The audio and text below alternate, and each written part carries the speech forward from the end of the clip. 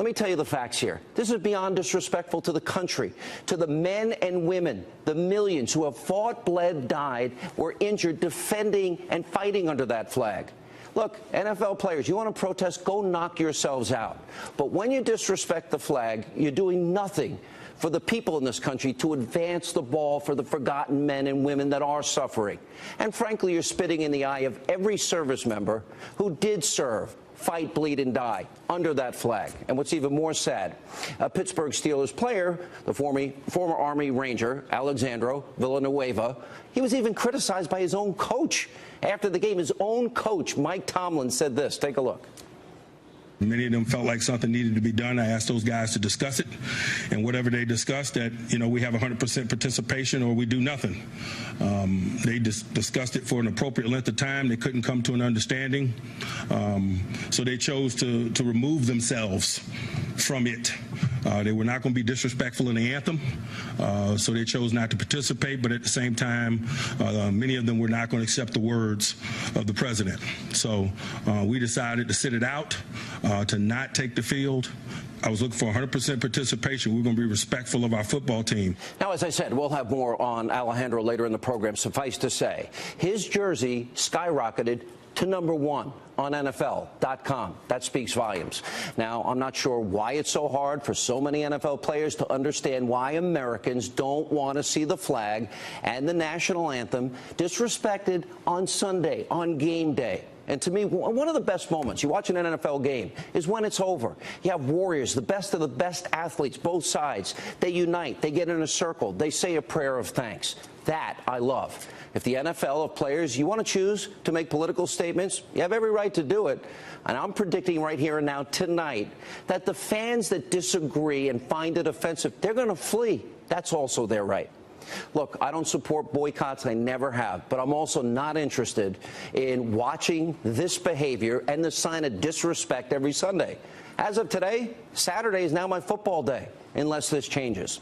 Not to mention, this so-called show of unity in the NFL is already showing signs of cracking and is getting a negative response. Take a look at some of these headlines. Hollywood Reporter, Ben Roethlisberger regrets Steelers boycotting the anthem. Trump supports fan boos. Deadline, Hollywood, Sunday Night Football ratings down again on day of player protests. Grabian, Roger Goodell, ignoring league's own rules and letting players protest anthem. CBS Denver, Von Miller, ads being pulled after the anthem protest. He's a star player for the Broncos. The New York Post, to my limit, stadium worker quits after the Bills protest the anthem. And just to put things in perspective tonight, for all of you out there, for all these NFL players that want to take a knee and disparage the flag and the men and women who fought and died for it. Let's do a little comparison. It costs on average $92.98 for a single ticket to an NFL game, and that's just the average.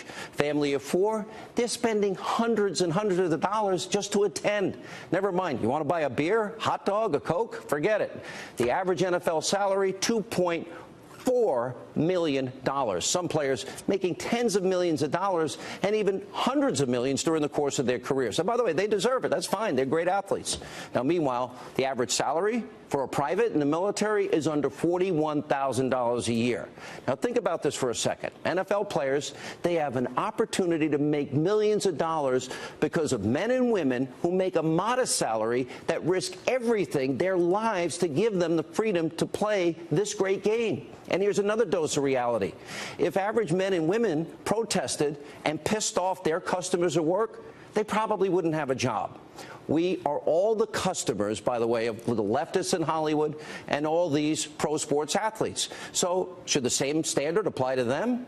And as for the president's comments, under President Obama, get this, millions and millions more Americans went on food stamps. And by the way, we didn't keep our doctors, we didn't keep our plans, million more in poverty.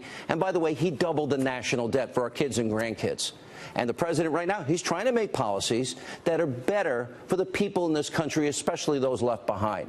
So it seems to me, you people protesting, you have no clue what the president's plans are. And as the president said, this is about respect. The one thing that should unify us, respect for the flag, respect for our anthem, respect for the servicemen and women that fought under that flag.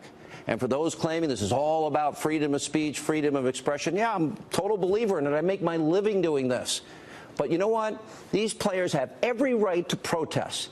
But some of them are massive hypocrites when it comes to freedom of speech on the field. You know, there's a reason the NFL, some call it the no-fun league. Take a look at these examples. Celebrations banned, including twerking and shooting a bow and arrow in the end zone. Is that a violation of free speech? They're not allowed to taunt another player or team. They're prohibited from using abusive, threatening, or even insulting language or gestures. Players are not allowed to remove their helmet in the field of play or in the end zone. And players have been fined for wearing special cleats to raise awareness for important issues like mental health and domestic violence. And the league, by the way, refused to let a player wear pink to honor his mother, who is a breast cancer survivor, after the month of October. And the NFL even turned down the Dallas Cowboys' request to wear decals to honor the 5 police officers who were killed during a shooting rampage, if you remember, back in 2016. Aren't these violations of freedom of speech? Where's the outrage over all that? Where are the protests? And by the way, where are the so-called displays of unity?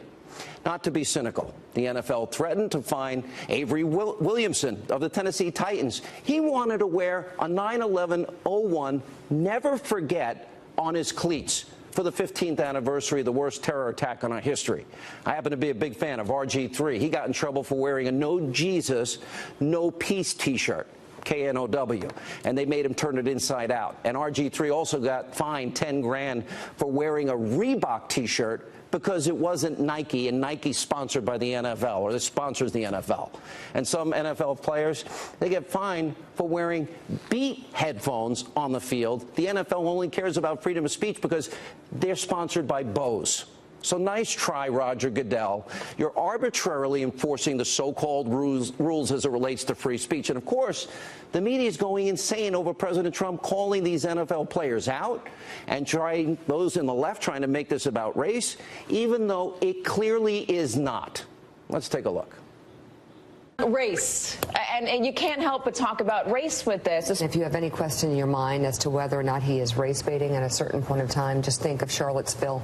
It'll give you some clarity. The president comes out and says this is not about race. That's a little bit like saying I'm not a crook. If you have to say it, you're already in trouble. SOB, referring to NFL players who peacefully protest racial injustice, SOB, that language far stronger than what the president said about white supremacists in Charlottesville. I don't think it's a stretch to say that is a bit of a dog whistle that is being played out there. The protesters were almost entirely black, and the team owners whom the president was calling upon to fire or suspend those players are almost entirely white, and the president chose to launch this campaign in front of an almost all-white crowd in Alabama. Is President Trump a racist? Is he making racist appeals to his supporters? See, we're going to be different on this show than all of those shows. Now, the president came out and said specifically these comments he made have nothing to do with race. Watch the president. I watched a little bit. I was not watching the games today. Believe me, I'm doing other things. But I watched a little bit, and I will say that there was tremendous solidarity for our flag and for our country. This has nothing to do with race. I've never said anything about race. This has nothing to do with race or anything else. This has to do with respect for our country and respect for our flag. You know, the only person who's tried to make this about race is the person who started these protests. Remember Colin Kaepernick called President Trump, Hillary Clinton, both of them racist. Watch this. You have Hillary, who's called black teens or black kids super predators. You have Donald Trump, who's openly racist. So what is this country really standing for? Again, that's perfectly fine. Kaepernick, you want to say that? Go right ahead. But when President Trump defends the military, defends the flag, defends the anthem, you know what? They all fought for this. It's a massive issue. And if the NFL wants a league full of Colin Kaepernicks, good luck with that. Because I predict, Roger Goodell, pay close attention. People will change the dial. They'll stop going to games. As a matter of fact, they already are.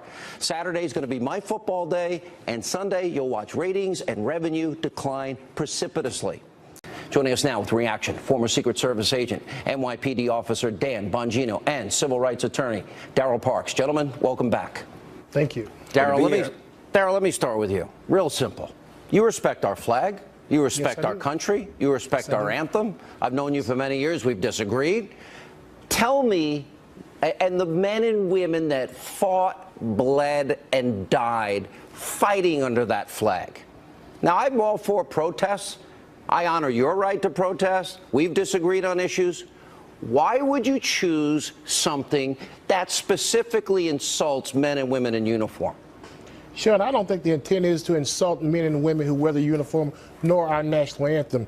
I think the athletes are using their platform to bring a very important issue to the American attention: racial inequalities and injustice in America. That's the only purpose. Never intended was the insult our men and women in the military, or our flag. Really? Colin Kaepernick, sure. Correct me if I'm wrong, Dan Bongino, you made this point to me. You know, he had socks on, Colin Kaepernick did, that referred to cops as pigs, supports Fidel Castro.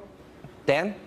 Yeah, let's remember how this started, Sean. That is exactly correct. He walked on the field, Colin Kaepernick, with a pair of socks depicting cops as pigs. So let me get this straight, NFL. This is the hill you want to die on? You want to get on the back and ride this Colin Kaepernick wave to what? And let me get Daryl, just to be clear on this. Listen, I get it. A conversation about race is always a good one to have.